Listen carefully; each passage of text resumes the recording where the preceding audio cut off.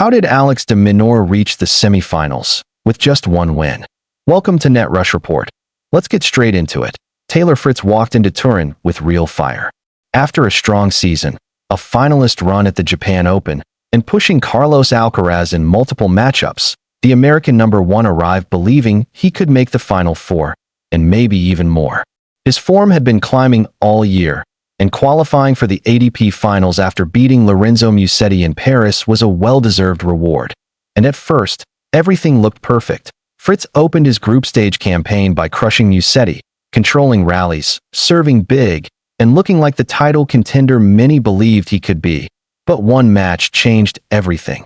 When Carlos Alcaraz beat Fritz in their next encounter, it didn't just knock him down the standings, it knocked him out of rhythm. Former ATP pro Steve Johnson didn't hold back when talking about it. He said Fritz lost the plot after that defeat, and suddenly, the confident American wasn't playing the sharp, aggressive tennis he'd shown just a day earlier, and it opened a door, a strange one, for Alex de Minaur. The Australian had lost his first two matches. Normally, that's an automatic exit. But thanks to the ATP Finals percentage-based qualification system, a system Johnson openly questioned, de Minaur still had a chance. And when he beat Fritz, he finished with a 1-2 record, just like others in the group. But here's where the loophole kicked in. De Minaur had won a higher percentage of sets, 1 win, 2 losses. But mathematically, enough to advance. Johnson called it wild. Fans called it confusing. And Fritz? He walked out of Turin knowing he didn't miss the semifinals because of effort, but because the numbers didn't fall his way. Still, you can't say the American isn't a fighter. Just months earlier, he stood on the biggest stage at the 2024 US Open, facing Jannik Sinner in a final that had tennis fans buzzing. He didn't lift the trophy, but he proved he belonged at the very top level.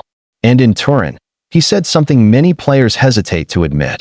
Alcaraz and Sinner are the big two, but I'm right there. He meant it, and he backed it up. 10 ATP singles titles. A previous ATP Finals runner-up finish. Repeated battles where he pushed Alcaraz to the edge. Fritz isn't just catching up.